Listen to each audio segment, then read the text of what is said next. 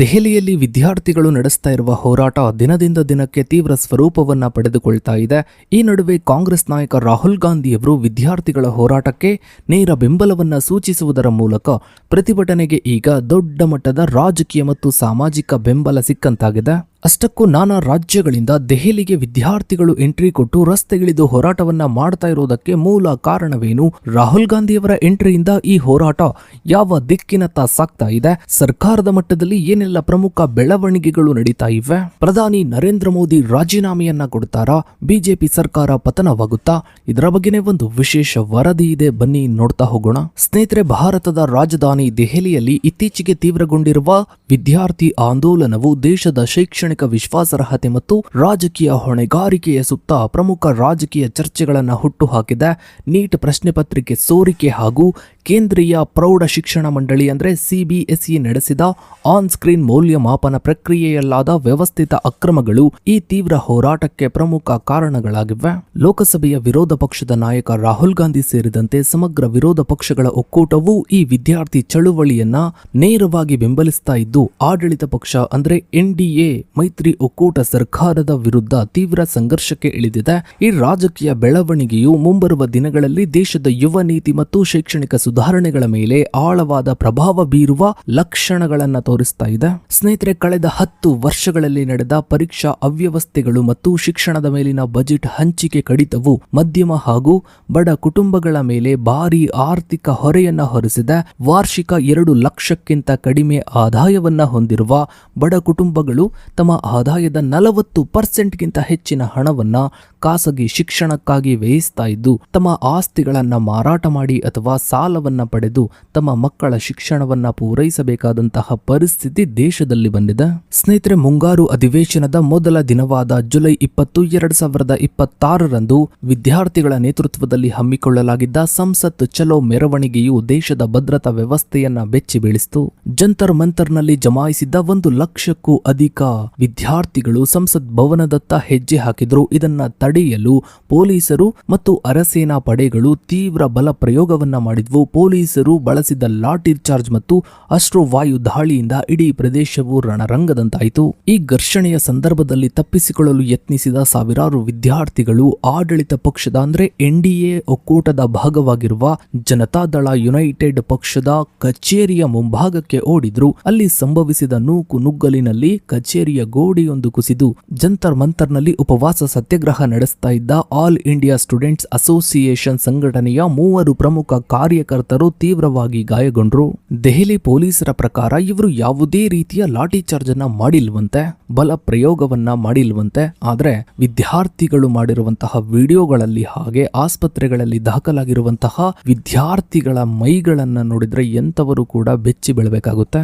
ಯಾಕಂದ್ರೆ ಇವರು ಕೇವಲ ಲಾಠಿ ಚಾರ್ಜ್ ಅನ್ನ ಮಾಡಿಲ್ಲ, ಆ ಲಾಠಿಗಳಿಗೆ ಮಳೆಗಳನ್ನ ಹೊಡ್ಕೊಂಡು ಬಂದಿದ್ದಾರೆ. ಅಂದ್ರೆ ಲಾಠಿ ಚಾರ್ಜ್ ಆದಾಗ ಆ ಮಳೆಗಳನ್ನ ಮಕ್ಕಳ ದೇಹಕ್ಕೆ ಚುಚ್ಚಲಾಗಿದೆ. ಆದ್ರೆ ಕೇಂದ್ರ ಸರ್ಕಾರ ಹಾಗೂ ದೆಹಲಿ ಪೊಲೀಸರು ಮಾತ್ರ ಹೇಳ್ತಾ ಇರೋದು, ನಾವು ಯಾವುದೇ ರೀತಿಯ ಬಲ ಪ್ರಯೋಗವನ್ನ ಮಾಡಿಲ್ಲ, ಯಾವುದೇ ರೀತಿಯ ಲಾಠಿ ಚಾರ್ಜ್ ಅನ್ನ ಮಾಡಿಲ್ಲ ಅಂತ ಹೇಳ್ತಾ ಇದ್ದಾರೆ. ಆದ್ರೆ ವಿದ್ಯಾರ್ಥಿಗಳು ಸೆರೆ ಹಿಡಿದಿರುವಂತಹ ವಿಡಿಯೋಗಳಲ್ಲಿ ಬಹಳ ಸ್ಪಷ್ಟವಾಗಿ ಕಾಣುತ್ತೆ, ಪೊಲೀಸರು ಹೆಣ್ಣು ಮಕ್ಕಳು ಅನ್ನದೇನೆ, ಚಿಕ್ಕ ಮಕ್ಕಳು ಅನ್ನದೇನೆ ಎಲ್ಲರ ಮೇಲೂ ಕೂಡ ಬಲ ಪ್ರಯೋಗವನ್ನ ಮಾಡಿದರೆ. ಜೊತೆಗೆ ಅಲ್ಲಿರುವಂತಹ ಸಾರ್ವಜನಿಕರ ಅಂದ್ರೆ ದೆಹಲಿಯ ನಿವಾಸಿಗಳ ಸಾರ್ವಜನಿಕರ ವಾಹನಗಳನ್ನ ಸ್ವತಃ ದೆಹಲಿ ಪೊಲೀಸರೇ ಆ ವಾಹನಗಳನ್ನ ಜಖಂ ಮಾಡ್ತಾ ಇರೋದು ಕೂಡ ಸಿಸಿಟಿವಿಯಲ್ಲಿ ಸೆರೆಯಾಗಿದೆ. ಇನ್ನು ವಿದ್ಯಾರ್ಥಿಗಳ ಈ ಒಂದು ಬೃಹತ್ ಹೋರಾಟಕ್ಕೆ ಎದುರಿದಂತಹ ನರೇಂದ್ರ ಮೋದಿ ಸರ್ಕಾರವು ಈ ಪ್ರತಿಭಟನೆಯನ್ನ ಹತ್ತಿಕ್ಕಲು ಜೊತೆಗೆ ಅಲ್ಲಿರುವಂತಹ ದೃಶ್ಯಗಳನ್ನ ಅಂದ್ರೆ ವಿದ್ಯಾರ್ಥಿಗಳು ವಿಡಿಯೋಗಳನ್ನ ಮಾಡಿ ಅದನ್ನ ವೈರಲ್ ಮಾಡ್ತಾ ಇದ್ರಲ್ಲ, ಅದನ್ನ ತಪ್ಪಿಸೋದಕ್ಕೆ ಈ ಸರ್ಕಾರ ಏನ್ ಮಾಡಿದೆ ಅಂದ್ರೆ ದೆಹಲಿಯಲ್ಲಿ ಇಂಟರ್ನೆಟ್ ಅನ್ನ ಸಂಪೂರ್ಣವಾಗಿ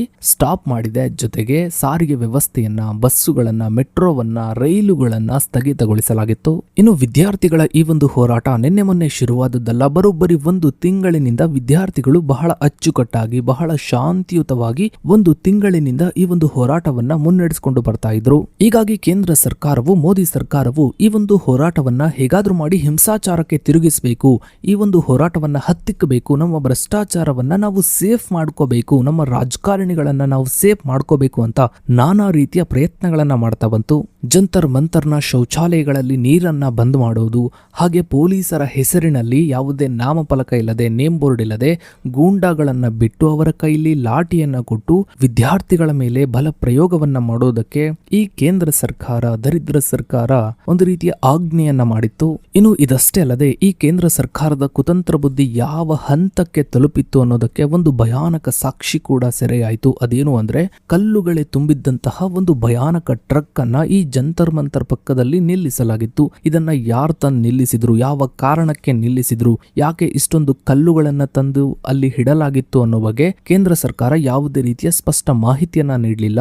ಇದನ್ನ ಅಲ್ಲಿ ಹೋರಾಟ ಮಾಡ್ತಿದ್ದಂತಹ ವಿದ್ಯಾರ್ಥಿಗಳೇ ಸೆರೆ ಹಿಡಿದು ಸೋಷಿಯಲ್ ಮೀಡಿಯಾದಲ್ಲಿ ವೈರಲ್ ಮಾಡಿದ ಬಳಿಕ ಒಂದು ಭಯಾನಕ ಸತ್ಯ ಹೊರಬಿತ್ತು. ಹೇಗಾದ್ರೂ ಮಾಡಿ ಈ ಒಂದು ಹೋರಾಟವನ್ನ ಹಿಂಸಾಚಾರಕ್ಕೆ ತಿರುಗಿಸಿ ಆ ಕಲ್ಲುಗಳನ್ನ ಸ್ವತಃ ಅವರೇ ಅಂದ್ರೆ ಸರ್ಕಾರದ ಕಡೆಯ ಚೇಲಗಳು ಆ ಕಲ್ಲುಗಳ ತೂರಾಟವನ್ನ ನಡೆಸಿ ವಿದ್ಯಾರ್ಥಿಗಳು ಹಿಂಸಾಚಾರವನ್ನ ಎಸಗ್ತಾ ಇದ್ದಾರೆ ಅಂತ ಬಿಂಬಿಸೋದಕ್ಕೆ, ಹಾಗೆ ಪೊಲೀಸರುಗಳೇ ಸ್ವತಃ ಅಂದ್ರೆ ಪೊಲೀಸರು ಅಂತ ಹೇಳೋದಕ್ಕಾಗೋದಿಲ್ಲ, ಅವರಿಗೆ ಯಾವುದೇ ರೀತಿಯ ನೇಮ್ ಬೋರ್ಡ್ ಇರಲಿಲ್ಲ, ನಾಮಫಲಕ ಅನ್ನೋದಿರಲಿಲ್ಲ. ಹೀಗಾಗಿ ಅವರು ಈ ಸರ್ಕಾರದ ನಾಯಿಗಳು, ಗುಲಾಮರು ಅಂತ ಹೇಳ್ಬೋದು. ಇವರುಗಳು ಸ್ವತಃ ಸ್ಥಳೀಯ ಕಾರುಗಳನ್ನ ಜಖಂ ಮಾಡೋದು, ಡ್ಯಾಮೇಜ್ ಮಾಡೋದು CCTVಯಲ್ಲಿ ಹಾಗೆ ವಿದ್ಯಾರ್ಥಿಗಳ ಮೊಬೈಲ್ಗಳಲ್ಲಿ ಸೆರೆಯಾಗಿದೆ. ಇನ್ನು ಸ್ನೇಹಿತರೆ, ದೆಹಲಿಯ ಜಂತರ್ ಮಂತರ್ನಿಂದ ಹರಡಿದ ಈ ಒಂದು ಆಂದೋಲನದ ಕಿಚ್ಚು ದೇಶದ ಇತರ ಭಾಗಗಳಲ್ಲಿ ತೀವ್ರಗೊಳ್ತು. ತೆಲಂಗಾಣ, ಮುಂಬೈ, ಹೈದರಾಬಾದ್, ಕೋಲ್ಕತಾ ಸೇರಿದಂತೆ ದೇಶದ ನಾನಾ ಭಾಗಗಳಲ್ಲಿ ರಾತ್ರೋರಾತ್ರಿ ಯುವಕರು ಬೀದಿ ಇಳಿದು ಹೋರಾಟವನ್ನ ನಡೆಸಿದರು.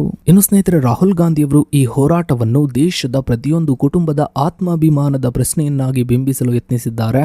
ಇಡೀ ದೇಶದ ಪರೀಕ್ಷಾ ವ್ಯವಸ್ಥೆಯನ್ನು ಕೆಲವು ಸಂಘಟನೆಗಳು ಕಪಿಮುಷ್ಟಿಯಲ್ಲಿಟ್ಟುಕೊಂಡಿದ್ದು ರಾಜಕೀಯ ರಚನೆಯು ಗೆದ್ದಲುಗಳಿಂದ ಧ್ವಂಸಗೊಂಡಿದೆ ಎಂದು ಇವರು ಆರೋಪಿಸಿದ್ದಾರೆ. ಸಂಸತ್ತಿನ ಒಳಗೆ ಈ ವಿಷಯವನ್ನ ಪ್ರಸ್ತಾಪಿಸಲು ಹೋದಾಗ ಸಭಾಪತಿ ಓಂ ಬಿರ್ಲಾ ಅವರು ವಿಷಯವನ್ನ ಕುರಿತು ಚರ್ಚಿಸಲು ಸರ್ಕಾರದ ಅನುಮತಿ ಬೇಕು ಎಂದು ಹೇಳಿದ್ದು ಒಂದು ರೀತಿ ಗುಲಾಮನ ರೀತಿ ವರ್ತಿಸಿದ್ದನ್ನ ರಾಹುಲ್ ಗಾಂಧಿ ತೀವ್ರವಾಗಿ ಖಂಡಿಸಿದ್ರು.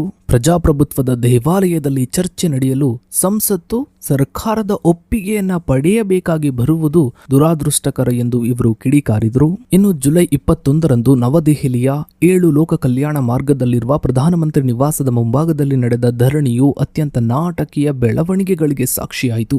ದೆಹಲಿ ಪೊಲೀಸರ ಕಣ್ಣುಗಳನ್ನು ತಪ್ಪಿಸಲು ಕಾಂಗ್ರೆಸ್ ನಾಯಕತ್ವವು ರಹಸ್ಯ ತಂತ್ರವನ್ನ ರೂಪಿಸಿತು. ಕಾಂಗ್ರೆಸ್ ಸಂಸದರನ್ನ ಸಾಮಾನ್ಯ ಸಭೆಯ ನೆಪದಲ್ಲಿ ಪಕ್ಷದ ಅಧ್ಯಕ್ಷ ಮಲ್ಲಿಕಾರ್ಜುನ್ ಖರ್ಗೆ ಅವರ ನಿವಾಸಕ್ಕೆ ಕರೆಸಿ ಅಲ್ಲಿಂದ ದಿಢೀರನೆ ಪ್ರಧಾನಿ ನಿವಾಸದತ್ತ ಪಾದಯಾತ್ರೆಯನ್ನ ಕೈಗೊಳ್ಳಲಾಯಿತು. ಇನ್ನು ತಮ್ಮ ಕೈಯಲ್ಲಿ ಯಾವುದೇ ಆಯುಧಗಳಿಲ್ಲ, ನಾವು ಯಾವುದೇ ಹಲ್ಲೆ ಮಾಡೋದಕ್ಕೆ ಬಂದಿಲ್ಲ ಅಂತ ತೋರಿಸಿಕೊಳ್ಳೋದಕ್ಕೆ ಕಾಂಗ್ರೆಸ್ ನಾಯಕರು ಒಂದು ಪ್ಲಾನ್ ಅನ್ನ ಮಾಡಿದ್ರು. ಅದೇನು ಅಂದ್ರೆ ಪ್ಲಾಸ್ಟಿಕ್ ಜಿಪ್ನ ಟೈಗಳನ್ನ ತಮ್ಮ ಕೈಗಳಿಗೆ ಹಾಕೊಂಡು ಪೊಲೀಸರಿಗೆ ತೋರಿಸುವುದಕ್ಕೆ ಶುರು ಮಾಡಿದ್ರು. ಒಟ್ಟಾರೆಯಾಗಿ ಬಹಳ ಶುದ್ಧವಾಗಿ, ಪರಿಶುದ್ಧವಾಗಿ, ಸ್ವಚ್ಛಂದವಾಗಿ ನಡೀತಾ ಇದ್ದಂತಹ ವಿದ್ಯಾರ್ಥಿಗಳ ಹೋರಾಟವನ್ನ ಕೊನೆಗೂ ಕಾಂಗ್ರೆಸ್ ಯಶಸ್ವಿಯಾಗಿ ಹೈಜಾಕ್ ಮಾಡಿ ಹಾಕಿದ್ದ. ಇನ್ನು ಮುಂದಿನ ದಿನಗಳಲ್ಲಿ ಮತ್ತದೇ ಕಾಂಗ್ರೆಸ್ ಸರ್ಕಾರ, ಮತ್ತದೇ ಬಿಜೆಪಿ ಸರ್ಕಾರ, ಮತ್ತದೇ ಹೋರಾಟ, ಇದು ಹೀಗೆ ಮುಂದುವರಿತಾನೇ ಇರುತ್ತೆ. ಸೊ ಇದಾಗಿತ್ತು ಸ್ನೇಹಿತರೆ ಇವತ್ತಿನ ಈ ಒಂದು ವಿಡಿಯೋದ ಬಗ್ಗೆ ನಿಮ್ಮ ಅನಿಸಿಕೆ, ಅಭಿಪ್ರಾಯಗಳನ್ನ ತಪ್ಪದೆ ಕಮೆಂಟ್ ಸೆಕ್ಷನ್ ಅಲ್ಲಿ ಕಮೆಂಟ್ ಮಾಡಿ. ಹಾಗೆ ವಿಡಿಯೋಗೊಂದು ಲೈಕ್ ಮಾಡ್ತಾ ವಿಡಿಯೋನ ಆದಷ್ಟು ಎಲ್ಲ ಕಡೆ ಶೇರ್ ಮಾಡಿ. ನೀವಿನ್ನು ನಮ್ಮ ಚಾನಲ್ಗೆ ಸಬ್ಸ್ಕ್ರೈಬ್ ಆಗಿಲ್ಲ ಅಂದ್ರೆ ಕೆಳಗಡೆ ಕಾಣ್ತಾ ಇರೋ ಸಬ್ಸ್ಕ್ರೈಬ್ ಅನ್ನ ಕ್ಲಿಕ್ ಮಾಡಿ. ಹಾಗೆ ಪಕ್ಕದಲ್ಲಿ ಕಾಣೋ ಬೆಲ್ ಐಕಾನ್ ಕೂಡ ಕ್ಲಿಕ್ ಮಾಡಿ. Thanks for